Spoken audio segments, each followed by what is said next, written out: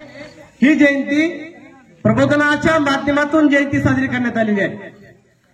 या जयंतीच्या माध्यमातून या गावातील चिमुकल्यांनी आपले जे मनोगत आपल्यासमोर व्यक्त केले, त्यांना मनोगत व्यक्त करत असताना त्यांना जे मार्गदर्शन केले, त्यांच्या आईवडिलांचे, पालकांचे व त्यांच्या शिक्षकांचे मनातून धन्यवाद आणि त्यांना अभिनंदन देतो।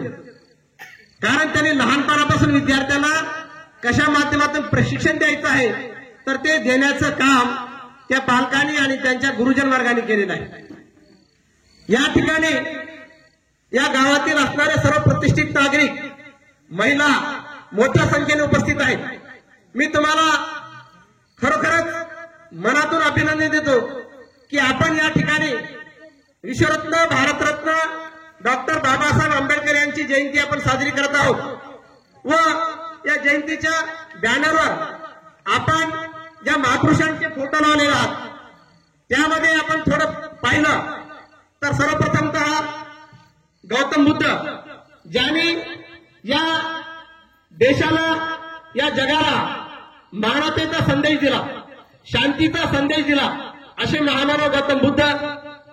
त्यानंतर या ठिकाणी ज्यांनी या देशाला, या जगाला दोन छत्रपती दिले आणि रयतेचं राज्य निर्माण करण्यासाठी बहुजन प्रतिपालक छत्रपती शिवाजी महाराज, बहुजन प्रतिपालक छत्रपती संभाजी महाराज यांना मार्गदर्शन केलं आणि रयतेचं राज्य निर्माण करण्याची प्रेरणा दिली, अशा आमच्या मा जिजाऊ। त्यानंतर या ठिकाणी रयतेचे राजे कुडवाडी भूषण नागवंशीय छत्रपती शिवाजी महाराज, ज्यांनी रयतेचं राज्य निर्माण केलं आणि न्याय, समता, स्वतंत्रतेच्या आधारावर एक राज्य निर्माण केलं। छत्रपती शिवाजी महाराजांनंतर क्रांतीसूर्य महात्मा ज्योतिबा फुले, ज्याने विद्याविने मती गेली, मतीविने नीती गेली, नीतीविने गती गेली, गतीविने वित्त गेले, वित्त विना शूद्र खचले, एवढे अनर्थ एका अविद्येने केले, हे विचार मांडले आणि पहिल्यांदा गुलामगिरी, ब्राह्मणाचे कसब, शेतकऱ्याचा आसूड आणि सत्सार, सार्वजनिक सत्यधर्म, सत्यशोधक चळवळ हे ग्रंथ लिहून समाजाला जागृत करण्याचं काम केलं। महात्मा फुले नंतर या ठिकाणी सावित्रीबाई फुले, ज्याने या देशामध्ये महिलांना शिक्षणाचा अजिबात म्हणजे मुळीच अधिकार नव्हता। शिक्षणाच्या बाबतीमध्ये महिलांना फक्त चूल आणि मूल इतक्यापुरतं मर्यादित होतं।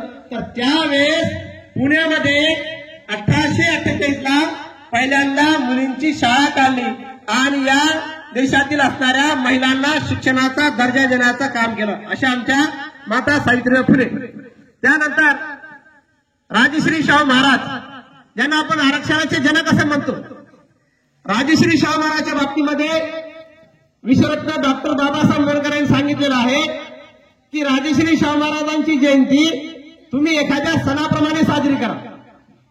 राजश्री शाहू महाराजांनी बाबासाहेबांना अतोनात माध्यमातून साथ दिलेली आहे, सामाजिक माध्यमातून, आर्थिक माध्यमातून आणि जनजागृतीच्या माध्यमातून राजश्री शाहू महाराज यांनी साथ दिलेली आहे।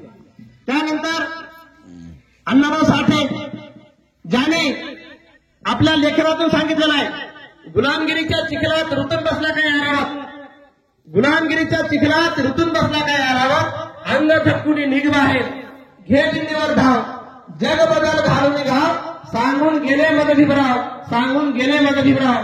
म्हणजे बाबासाहेबांचे विचार पुढे घेऊन जाण्याचं काम लोकशाहीर अण्णाराव साठे यांनी केलेलं आहे।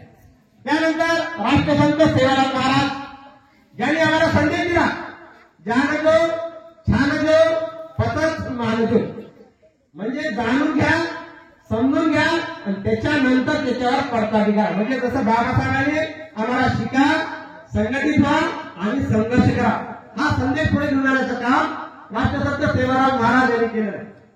त्यानंतर बिरसा मुंडा, ज्यांनी त्या काळामध्ये इंग्रजांच्या विरोधामध्ये मोठा विरोध सुरू केला आणि भारतामध्ये अंधश्रद्धा, वर्णव्यवस्था ज्या प्रकारची लागू होती त्यावेळेस राणी व्हिक्टोरियाच्या विरोधामध्ये बिरसा मुंडा यांनी आंदोलन केलं आणि आम्हाला आमचं राज्य हवं आहे। आदिवासींची चळवळ, जे मूळचे भारतीय आहेत तर त्या आदिवासींची चळवळ या देशामध्ये निर्माण करण्याचं काम बिरसा मुंडा यांनी केलेलं आहे. त्यानंतर अहिल्याबाई होळकर यांनी देखील वर्ण व्यवस्थेच्या विरोधामध्ये मोठं आंदोलन केलेलं आहे आणि महिलांना एक समानतेचा अधिकार कशा पद्धतीने मिळेल हे त्यांनी दाखवून देण्याचं काम केलेलं आहे.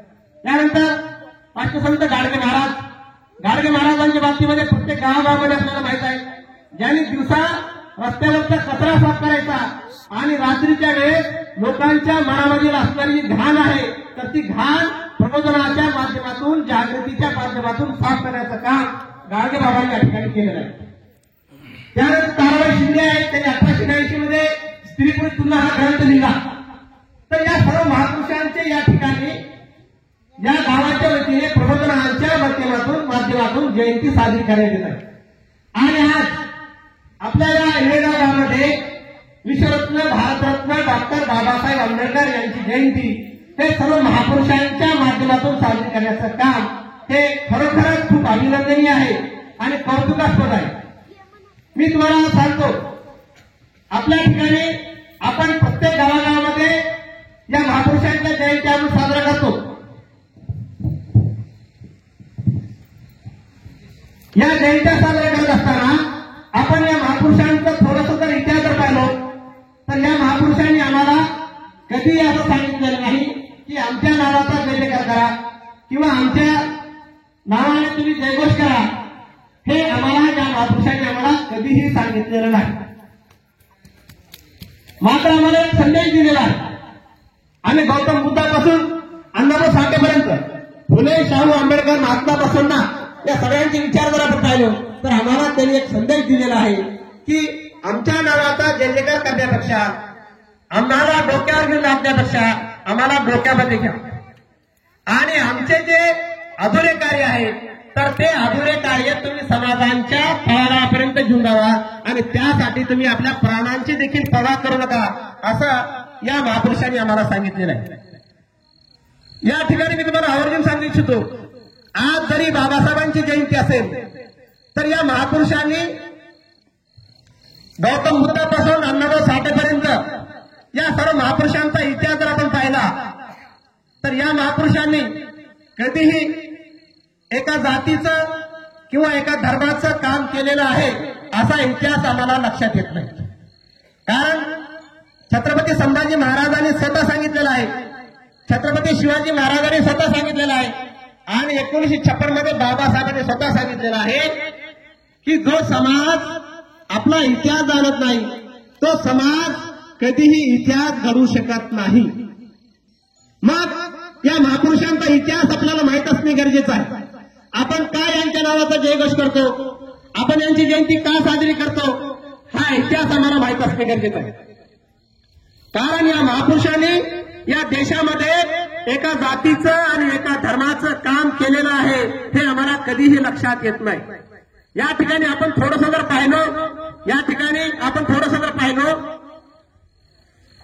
अण्णाभाऊ साठेंनी विश्वरत्न, भारतरत्न डॉक्टर बाबासाहेब आंबेडकर यांचे विचार पुढे घेऊन जाण्याचं काम केलेलं आहे आणि भारतरत्न डॉक्टर बाबासाहेब आंबेडकरांनी क्रांतीसूर्य महात्मा ज्योतिबा फुलेंच्या विचारांचं कार्य पुढे घेऊन जाण्याचं काम केलेलं आहे.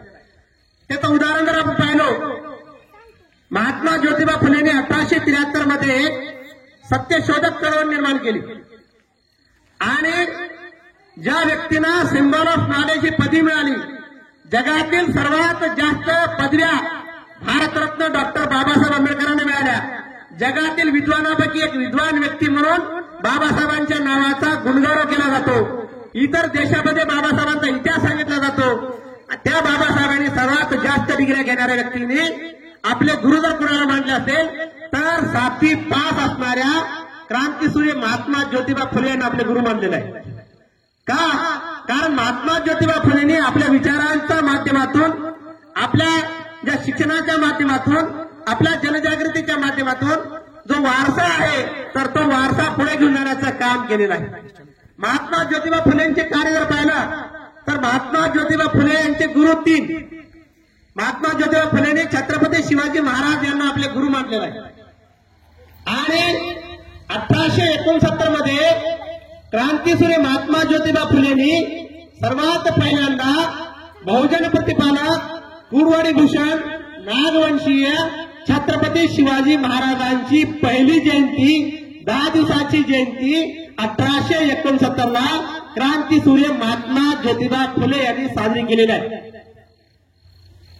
तेव्हापासून छत्रपती शिवाजी महाराजांचा इतिहास पुढे आलेला आहे. छत्रपती शिवाजी महाराजांचे गुरु जर आपण पाहिलो, छत्रपती शिवाजी महाराजांच्या पहिल्या गुरु मा जिजाऊ, ज्यांनी लहानपणापासून छत्रपती शिवाजी महाराजांना प्रेरणा दिल्या आणि रयतेचं राज्य निर्माण करण्यासाठी आतोनात मार्गदर्शन केलं. छत्रपती शिवाजी महाराजांचे दुसरे गुरु संत तुकाराम महाराज आणि तिसरे गुरु बाबा याकूब. आणि तुकाराम महाराजांचे विचार गौतम बुद्धांच्या विचारामध्ये आपल्याला पाहायला मिळतात. म्हणजे या ठिकाणी आपण हे लक्षात घेऊ शकतो की या सर्व महापुरुषांनी एका जातीचं किंवा एका धर्माचं काम केलेलं अजिबात नाही.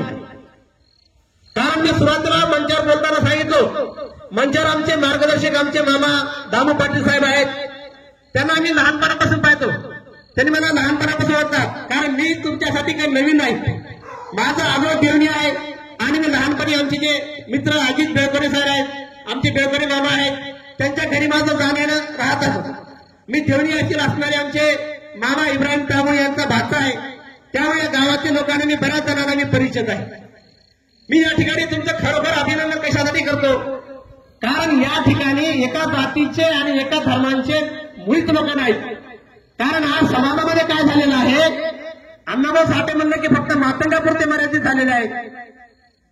बाबासाहेब म्हणलं की फक्त दलितापुरते किंवा महारापुरते मर्यादित झालेले आहेत. आणि छत्रपती शिवाजी महाराज म्हणलं की फक्त मराठा समाजापुरते मर्यादित झालेले आहेत. आणि अण्णाभाऊ साठे म्हणलं की मातंगापुरते आणि महात्मा बसवण्णा म्हणलं की लिंगायत धर्मापुरते मर्यादित झालेले आहेत.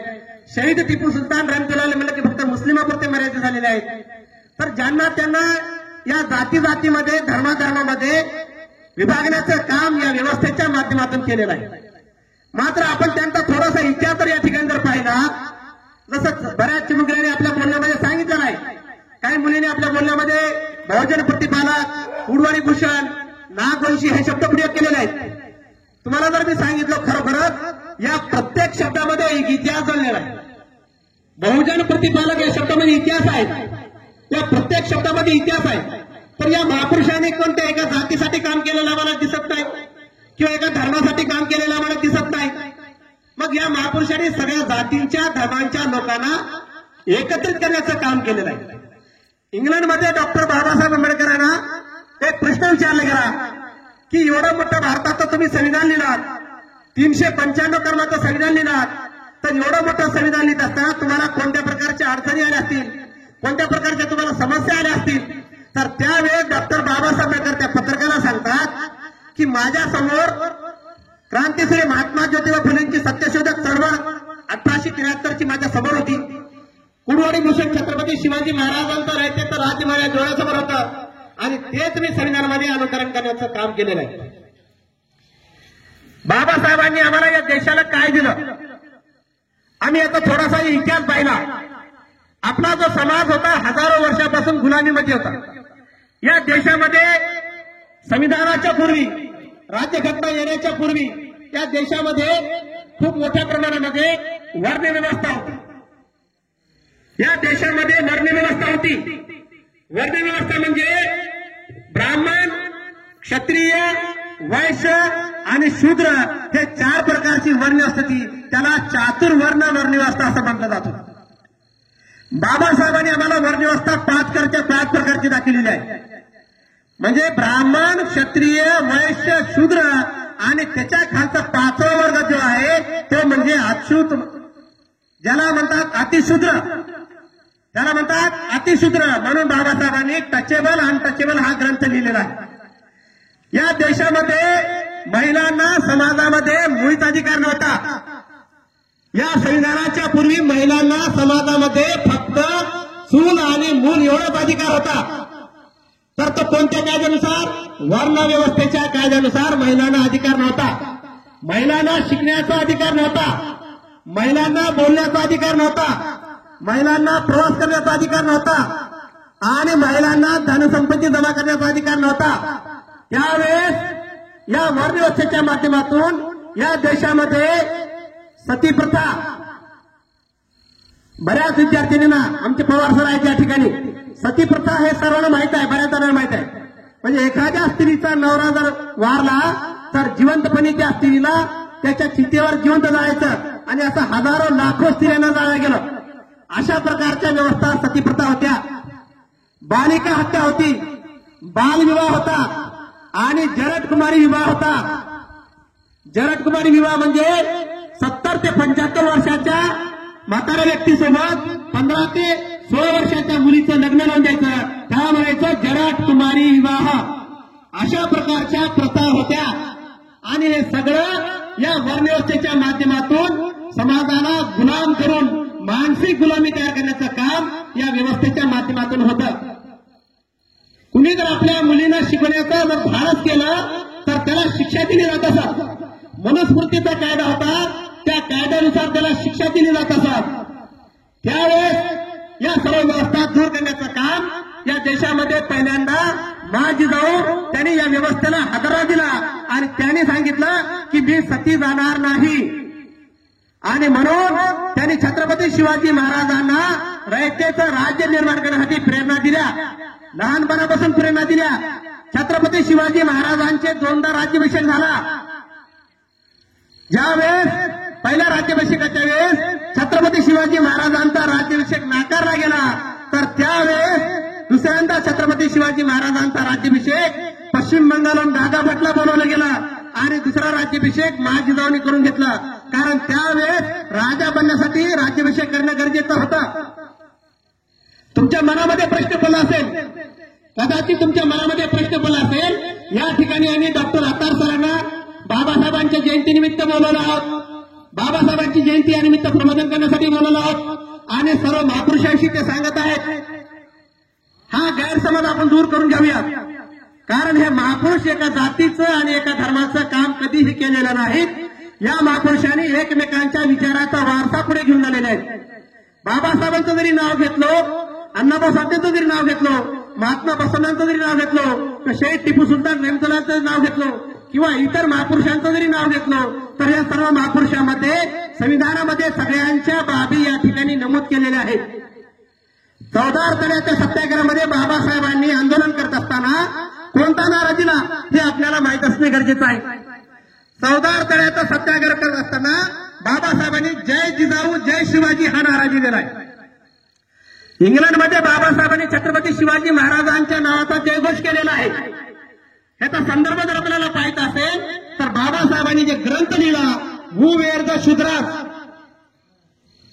हू वेअर द शूद्रास म्हणजे शूद्र नेमके कोण होते किंवा शूद्र पूर्वी कोण होते हा जो बाबासाहेबांनी ग्रंथ लिहिलेला आहे तर त्या ग्रंथामध्ये बाबासाहेबांनी छत्रपती शिवाजी महाराजांचा संपूर्ण इतिहास त्या ठिकाणी नमूद केलेला आहे.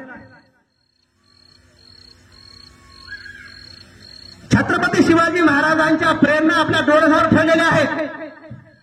मात्र आज समाजामध्ये या महापुरुषांना जाती जातीमध्ये किंवा धर्माधर्मामध्ये विभागण्याचं काम या व्यवस्थेच्या माध्यमातून केलं गेलेलं आहे. मात्र या संविधानामध्ये आम्हाला सगळ्या जातींच्या धर्मांच्या लोकांना बाबासाहेबांनी मूलभूत अधिकार दिलेले आहेत, त्याला मौलिक अधिकार दिलेले आहेत, म्हणजे फंडामेंटल राईट्स दिलेले आहेत.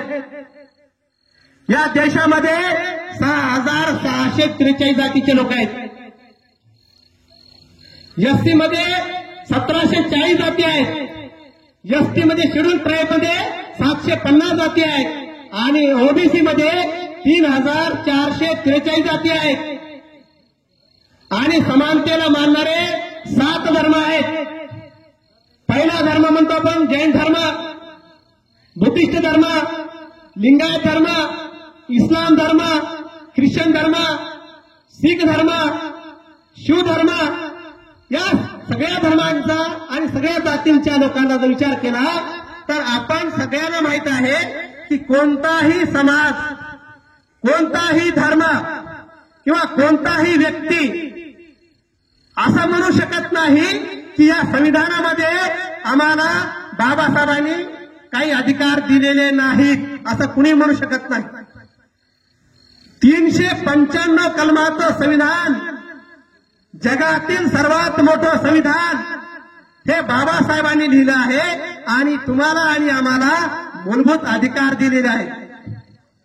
त्यापैकी आर्टिकल 19 कलम नंबर 19 हे जर आपण पाहिलं, मी एक मुस्लिम व्यक्ती आहे आणि या ठिकाणी आमचे दामो पाटील साहेब आहेत, बरेच लिंगायत व्यक्ती असतील, मराठा समाजाचे लोक आहेत, म्हणजे सगळ्या जाती धर्मांचे लोक या ठिकाणी या प्रबोधनांच्या, मी मुद्दाम प्रबोधनाच्या म्हणतो, या प्रबोधनांच्या जयंतीमध्ये सर्वांचा सहभाग आहे. का? कारण 395 कलम जे आहेत या देशातील एससी, एसटी, ओबीसी, मायनॉरिटी, प्रत्येक जातींच्या, प्रत्येक धर्मांच्या व्यक्तींना मूलभूत अधिकार दिले गेलेले आहेत. मूलभूत अधिकार म्हणजे ते अमूलभूत अधिकार सुप्रीम कोर्टालाही हिरावून घेता येत नाही. हे अधिकार आम्हाला बाबासाहेबांनी संविधानामध्ये दिलेला आहे. संविधानाच्या पूर्वी, राज्यघटनेच्या पूर्वी राजा राणीच्या पोटातून जन्म घेत होता. अध्यक्ष साहेब, माझी विनंती आहे, मंचावर बसा. राजा राणीच्या पोटातून जन्म घेत होता. 1 वर्ष नाही, 2 वर्ष नाही, 3 ते 3.5 हजार वर्षाची गुलामी होती. या ठिकाणी बरेच माझ्यापेक्षा जास्त इतिहासकार तुम्ही आहात, तुम्हाला सखोल इतिहास माहिती आहे. राजा राणीच्या पोटातून जन्म घेत होता म्हणजे घराणेशाही होती. मात्र डॉक्टर बाबासाहेब आंबेडकरांनी काय केलं? डॉक्टर बाबासाहेब आंबेडकरांनी त्या राणीची नसबंदी केली आणि राजा आता डायरेक्ट मतपेटीतून जन्म घेणार. म्हणजे आम्हाला मतदानाचा मूलभूत अधिकार बाबासाहेबांनी आम्हाला दिला. संविधानाच्या पूर्वी मतदानाचा अधिकार महिलांना तर नव्हता. सामान्यांना, शूद्रांना देखील मूलभूत अधिकार मतदानाचा नव्हता. बरेच लोक म्हणतात की फक्त महिलांना मतदानाचा अधिकार नव्हता, फक्त महिलांना शिक्षणाचा अधिकार नव्हता, शूद्रांना, अतिशूद्रांना देखील शिक्षणाचाही अधिकार नव्हता आणि मतदानाचाही अधिकार नव्हता. बाबासाहेबांनी आम्हाला मतदानाचा मूलभूत अधिकार दिला. ज्यावेळेस 1922 मध्ये इंग्लंडमध्ये प्रौढ मताधिकार लागू झाला, तर त्यावेळेस इंग्लंडमध्ये जे लोक इन्कम टॅक्स म्हणजे टॅक्स भरतात, त्या टॅक्स भरणाऱ्या लोकांना फक्त मतदानाचा अधिकार होता. मात्र ज्यावेळेस ही चर्चा सुरू झाली, तर त्यावेळेस बाबासाहेबांनी या सगळ्या धर्मांचा अभ्यास केला आणि जो समाज हजारो वर्षापासून गुलाम आहे, ज्या समाजाला हजारो वर्षापासून गुलामी लावलेली आहे, गुलामीचं आपण प्रतीक जर पाहिलो, बाबासाहेबांचा 14 तळ्याचा सत्याग्रह पहा, नाशिकचा काळा मंदिराचा सत्याग्रह पहा, संविधान सभेचा सत्याग्रह पहा, वेगवेगळ्या ठिकाणी शिक्षणाच्या बाबतीमध्ये, सामाजिक क्रांतीच्या बाबतीमध्ये, प्रबोधनांच्या बाबतीमध्ये बाबासाहेबांनी जे संघर्ष केलेला आहे तो संघर्ष आपल्या समोर आहे. बाबासाहेबांनी मूकनायक, बहिष्कृत भारत, जनता, प्रबुद्ध भारत असे अनेक साप्ताहिक सुरू केले आणि त्या साप्ताहिकांच्या माध्यमातून या देशातील बहुजन समाजाला जागृत करण्याचं काम केलेलं आहे. मग बाबासाहेबांनी आम्हाला काय दिलं? बाबासाहेबांनी आम्हाला संविधान दिलं. फक्त संविधानात दिले नाही, तर संविधानामध्ये असणारे आम्हाला प्रत्येक आर्टिकलनुसार आम्हाला मूलभूत अधिकार दिले. आर्टिकल 1 ते 395 आर्टिकल पहा. मी जवळपास 395 पैकी बरेच आर्टिकल मी स्वतः अभ्यासलेले आहेत. जसं आर्टिकल नंबर 1, या देशाचं नाव इंडिया, दॅट इज भारत. बरेच लोक इग्नोरन्स मध्ये त्याला हिंदुस्तान असे म्हणतात. तुम्ही हा संविधान काढून बघा, बाबासाहेबांनी कोणत्याही आर्टिकलचा खुलासा केलेला नाही. मात्र इंडिया दॅट इज भारत म्हणजे आर्टिकल 1, या आर्टिकलचा बाबासाहेबांनी खुलासा केलेला आहे. का केलेला आहे? कारण बाबासाहेबांनी धोरणदेशी वापरलेली आहे. बाबासाहेबांना पुढचं काय होणार ते माहित होतं. बाबासाहेबांनी शिक्षणाच्या बाबतीमध्ये जे अधिकार दिले, तर ते अधिकार आज आपल्याला मिळाले. या देशातील सर्व तरुणांना, महिलांना, पुरुषांना, ज्या लोक आहेत, ज्या ज्या समाजाचे लोक आहेत, या सर्वांना ते अधिकार मिळाले. म्हणून आज आपण या महापुरुषांची जयंती मोठ्या आनंदाने आणि उत्साहाने आपण साजरी करतो.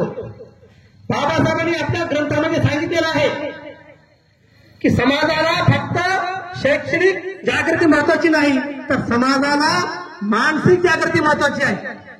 महात्मा फुलेंचं अनुकरण बाबासाहेबांनी आपल्या ग्रंथामध्ये केलेलं आहे. टचेबल अनटचेबल मध्ये बाबासाहेबांनी त्याचा उल्लेख केलेला आहे. का?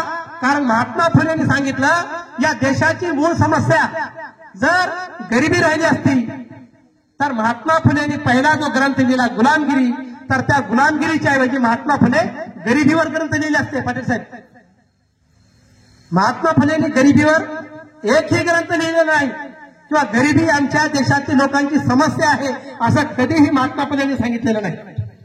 का? कारण बाबासाहेबांनी ते अनुकरण केलेलं आहे. 7वी पास महात्मा फुले यांना बाबासाहेबांनी अनुकरण केलेलं आहे. त्याचा इतिहास खूप मोठा आहे. त्या इतिहासामध्ये जर गेलो तर वेळ खूप होणार आहे. मला सांगायचं तात्पर्य या ठिकाणी आहे, बाबासाहेबांनी सांगितलं की आमची मूळ समस्या ही गरिबी नाही, आमची मूळ समस्या ही मानसिक गुलामी आहे. आणि आम्हाला या देशामध्ये मानसिक गुलामीमध्ये कोण टाकलं? या देशामध्ये वर्णव्यवस्था कोण आणली? या देशामध्ये आम्हाला गुलाम कोण केलं? म्हणून बाबासाहेबांनी सांगितलं, गुलामाला गुलामीची जाणीव करून द्या, गुलामाला गुलामीची जाणीव करून द्या, तर तो बंड करून उठेल. आणि बाबासाहेबांनी हा संघर्ष केला. आम्हाला बाबासाहेबांनी संविधान दिलं. ते संविधान दिलं म्हणजे सहजासहजी संविधान दिलेलं आहे का? ते संविधान आम्हाला सहजासहजी मिळालेलं नाही. आपण जर बाबासाहेबांचा जर सामाजिक संघर्ष जर पाहिला, त्यांचा कौटुंबिक संघर्ष जर पाहिला, तर आपल्या अक्षरशः सगळा इतिहास पाहिल्यानंतर आपल्याला बाबासाहेबांचा संघर्ष लक्षात येईल. आणि बाबासाहेब हे व्यक्ती नसून एक विचार आहेत हे आपल्याला लक्षात येईल. 1930 मध्ये गोलमेज परिषदेमध्ये बाबासाहेब जात असताना त्यांच्या मुलांना कॅन्सर झाला होता. बाबासाहेबांच्या मुलाला कॅन्सर झाला होता. त्यावेळेस रमाबाई आंबेडकर ह्या ढसाढसा रडू लागल्या. मुलांना कॅन्सर झालेला आहे आणि त्याच्या औषध उपचारासाठी 1 रुपयाही बाबासाहेबांकडे नाही. त्याच्या उपचारासाठी बाबासाहेबांकडे पैसे नाहीत. आणि बाबासाहेब इंग्लंडला निघाले. ते सगळे लोक रमाबाईंना सांगू लागल्या. तर रमाबाई बाबासाहेबांना सांगू लागल्या, ढसाढसा रडू लागल्या, आणि आपल्या मुलाची ही अवस्था आहे, आपला मुलगा मरणाच्या दारामध्ये आहे, त्याला कॅन्सर झालेला आहे, आणि तुम्ही असल्या परिस्थितीमध्ये इंग्लंडला जात आहात. तर त्यावेळेस बाबासाहेबांनी अश्रू डोळ्यातून काढले नाही. बाबासाहेबांनी रमाबाईंना समजावून सांगितलं, रामू, आज मी जर इंग्लंडला जर गेलो नाही तर आज आपला एक मुलगा मरेल, परंतु मी जर इंग्लंडला जर गेलो नाही तर या देशातील बहुजनांचे हजारो, लाखो, करोडो विद्यार्थी, करोडो बालकं मरतील. मला आज इंग्लंडला जाणं गरजेचं आहे. म्हणून बाबासाहेब तसल्या परिस्थितीमध्ये इंग्लंडला गेले. 1930 मध्ये इंग्रजांनी राऊंड टेबल कॉन्फरन्स, म्हणजे त्याला गोलमेज परिषद असं म्हटलं जात होतं. आणि त्या गोलमेज परिषदेमध्ये बाबासाहेबांना फक्त 5 मिनिटाचा वेळ दिलेला होता. त्या 5 मिनिटांमध्ये बाबासाहेबांना मुद्दा मांडायचा होता. काय मांडायचा होता? या देशामध्ये आम्हाला जे मूलभूत अधिकार आहेत, तर ते अधिकार हजारो वर्षापासून आम्हाला अधिकार नाहीत. त्या ठिकाणी बाबासाहेबांनी प्रतिनिधित्वाचा मुद्दा मांडला, रिप्रेझेंटेशनचा मुद्दा मांडला. मग ज्यावेळेस इंग्रजाच्या लक्षात आलं, तर इंग्रजाच्या लक्षात आल्यानंतर त्यावेळेस इंग्रजांनी बाबासाहेबांना वेळ दिला. आणि त्या गोलमेज परिषदेमध्ये बाबासाहेबांनी 6 तास आपला प्रतिनिधित्वाचा मुद्दा मांडलेला आहे. हे कोणत्या ग्रंथामध्ये आहे? ट्रान्सफर ऑफ पॉवर मध्ये हे इंग्रजांनी लिहिलेलं आहे. आणि त्या गोलमेज परिषदेमध्ये बाबासाहेबांनी प्रतिनिधित्वाचा मुद्दा मांडला.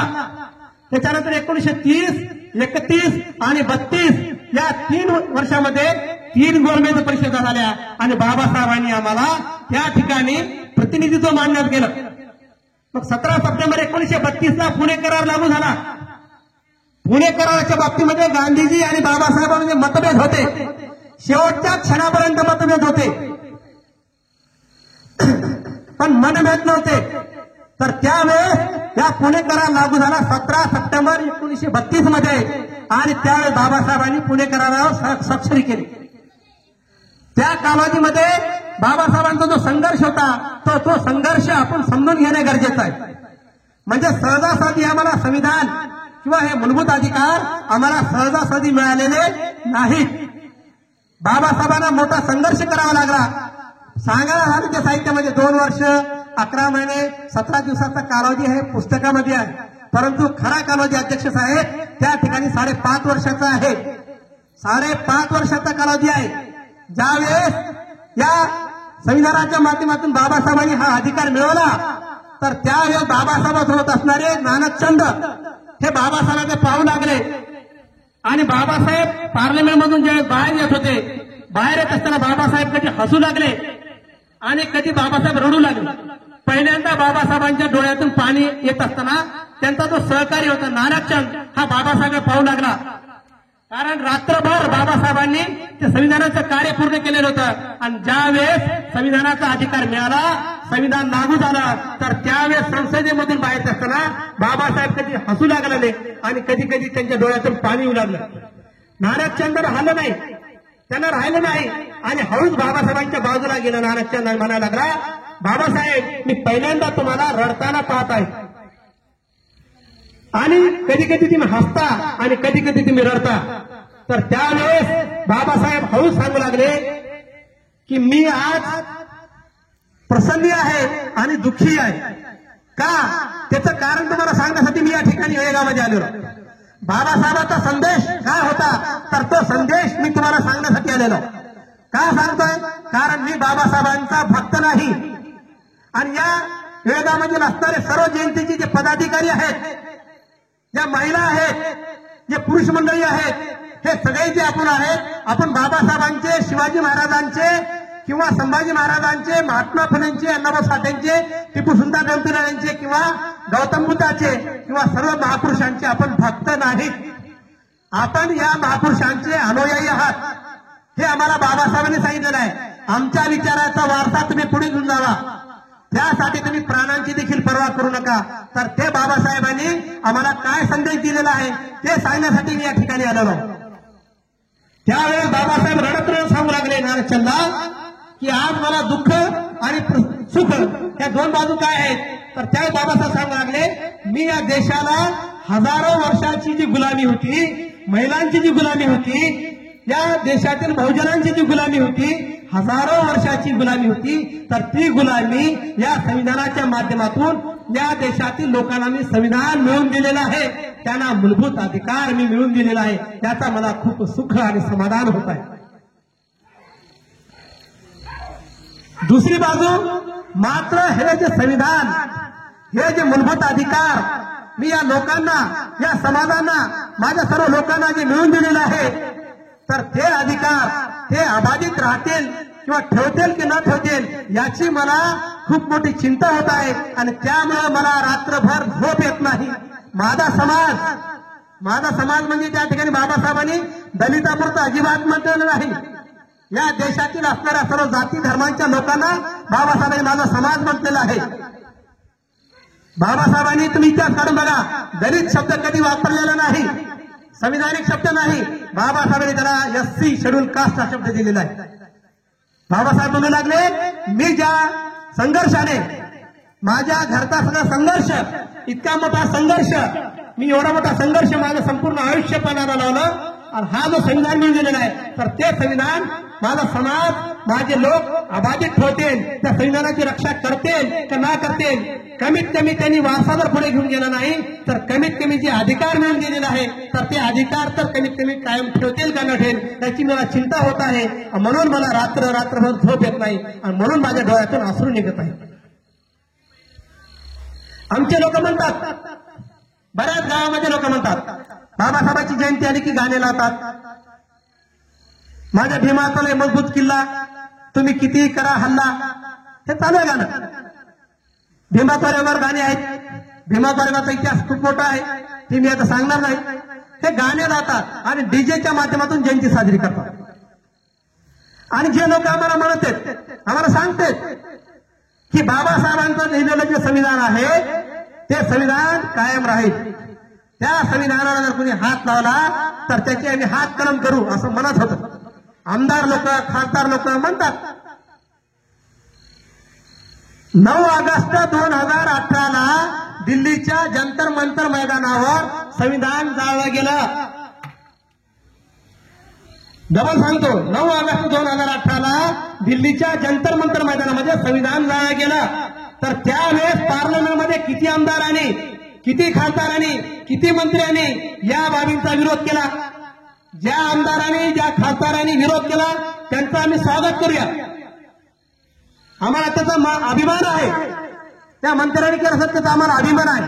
परंतु ज्यांच्या संविधानामुळे, ज्यांच्या नावामुळे, बाबासाहेबांच्या मूलभूत अधिकारामुळे जे लोक आमदार झाले, जे लोक खासदार झाले, जे लोक मंत्री झाले, त्या लोकांनी संविधानाचं रक्षण करण्याची जबाबदारी का घेतली नाही, हा प्रश्न आमच्या मनामध्ये निर्माण होणं गरजेचं आहे. म्हणून बाबासाहेबांनी म्हणलं की माझा समाज ते संविधानाचं जे कार्य आहे ते कायम ठेवतील का न ठेवतील याची मला चिंता पडत आहे. म्हणून माझ्या डोळ्यातून अश्रू निघत आहे.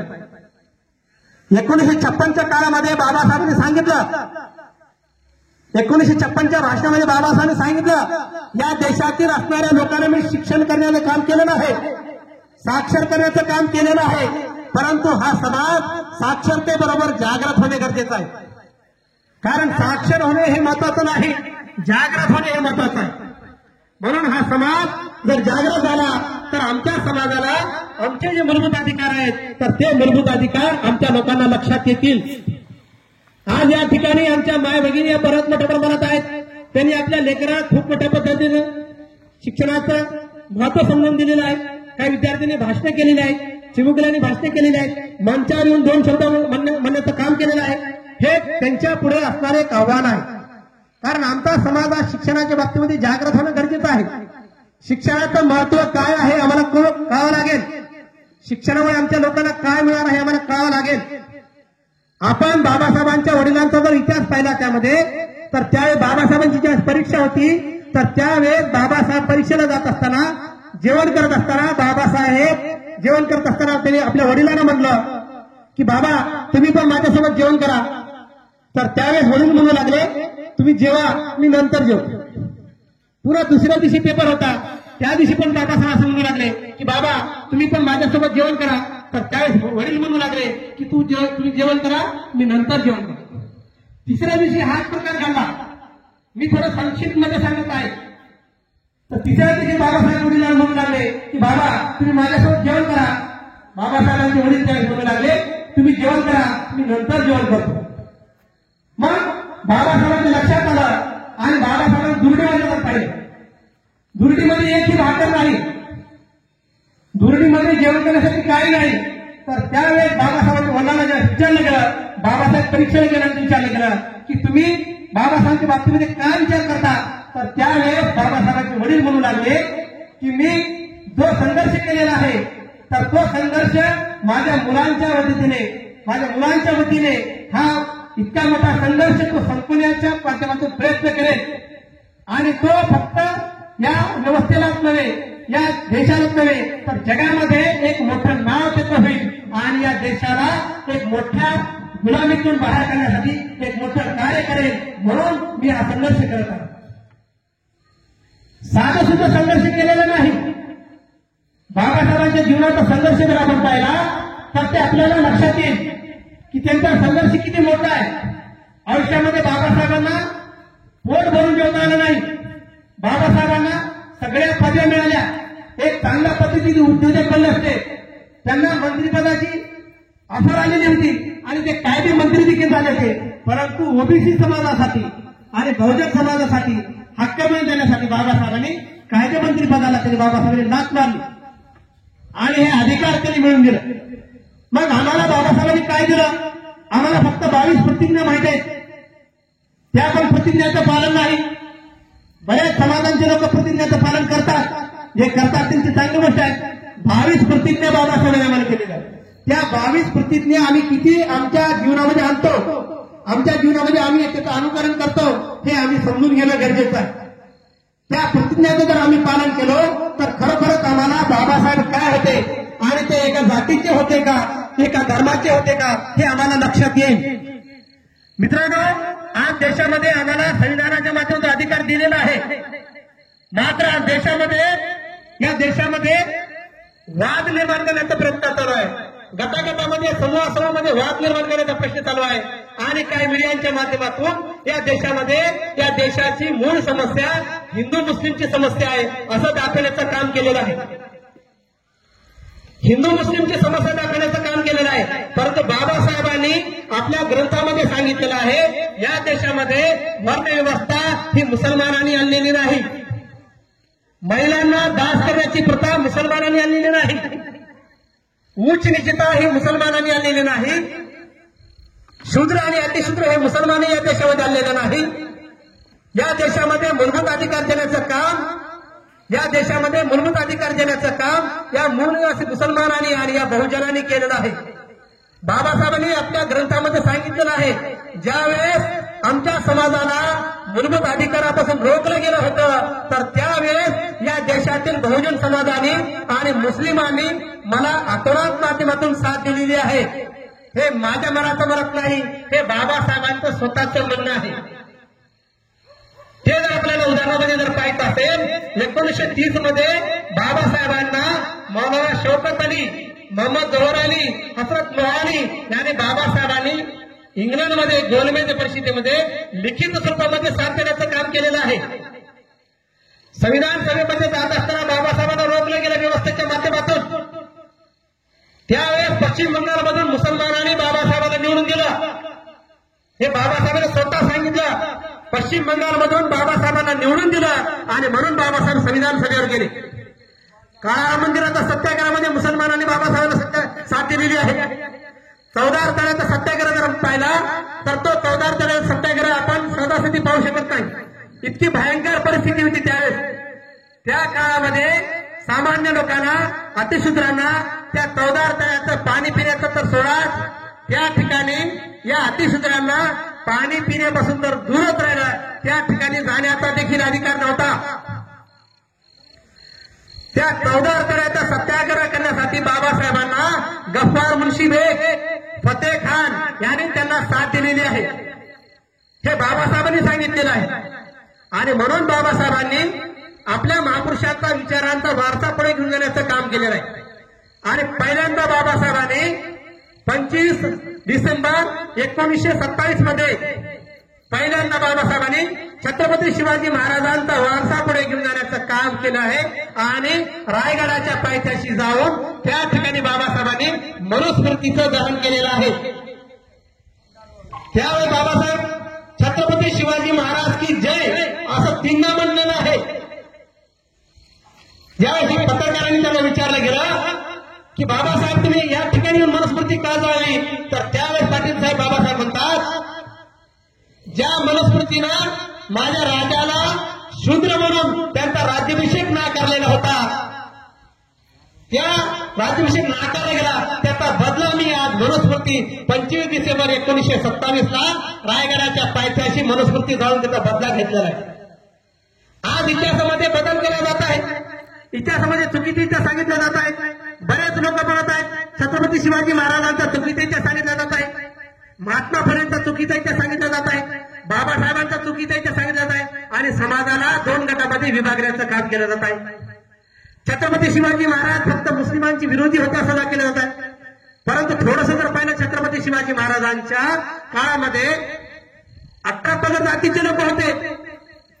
छत्रपती शिवाजी महाराजांचे जे विश्वासू सैनिक होते त्यामध्ये नूर खान, इब्राहिम खान, दौलत खान, शमा खान, आगा खान, रुस्तुम जमाल, मदारी मेहता हे त्यांचे विश्वासू सेवक होते. हे मी माझ्या मनाचं सांगत नाही, हे अभ्यासक्रमामध्ये आहे, 3रीच्या अभ्यासक्रमामध्ये आहे, 7वीच्या अभ्यासक्रमामध्ये आहे, छत्रपती शिवाजी महाराजांनी लिहिलेल्या ग्रंथामध्ये आहे. बहुजन प्रतिपालक छत्रपती संभाजी महाराजांनी स्वतः ग्रंथ लिहिले 4 वयाच्या 14 वर्षी. बुधभूषण हा संस्कृतमध्ये ग्रंथ लिहिला, नायकाबाई हा ग्रंथ लिहिला, नखशिकी हा ग्रंथ लिहिला, सत्सार हा ग्रंथ लिहिला. त्यामध्ये हे सगळं उल्लेख केलेला आहे. छत्रपती शिवाजी महाराजांनी कर्मकांडावर ग्रंथ लिहिलेला आहे. कोणत्या जातीच्या धर्माच्या लोकांवर त्यांनी कधी अन्याय केलेला नाही. एकाही महिन्यावर कधी अन्याय झालेला शिवाजी महाराजांच्या राज्यामध्ये माहित नाही. एकाही शेतकऱ्यांनी कधी आत्महत्या केली हा इतिहास आम्हाला माहित नाही. तोच विचाराचा वारसा बाबासाहेबांनी पुढे घेऊन जाण्याचं काम केलेलं आहे. म्हणून तर 1869 ला महात्मा फुलेंनी पहिल्यांदा छत्रपती शिवाजी महाराजांचा इतिहास या जगाला दाखवण्याचं काम केलेलं आहे. महाराज लोक सांगतात, मीडियावरून सांगतात की छत्रपती शिवाजी महाराजांच्या राज्यामध्ये मुस्लिम होते, हे नव्हते, ते होते. हे का सांगतात? या सगळ्या बाबींचा सार तुम्हाला सांगतात. या महापुरुषाच्या नावानं चुकीचा इतिहास सांगण्याचा काय उद्देश आहे? आपल्या देशामध्ये लोकशाही आहे, आपल्या देशामध्ये संविधान आहे, आणि तुम्ही संविधान काढून बघा. संविधानामध्ये सर्वांना मूलभूत अधिकार दिलेला आहे, आणि बाबासाहेबांनी संविधान कोणत्या आधारावर लिहिलं आहे? जिसकी जितनी संख्या भारी उसकी उतनी हिस्सेदारी, हा तत्व बाबासाहेबांनी संविधानामध्ये वापरलेला आहे.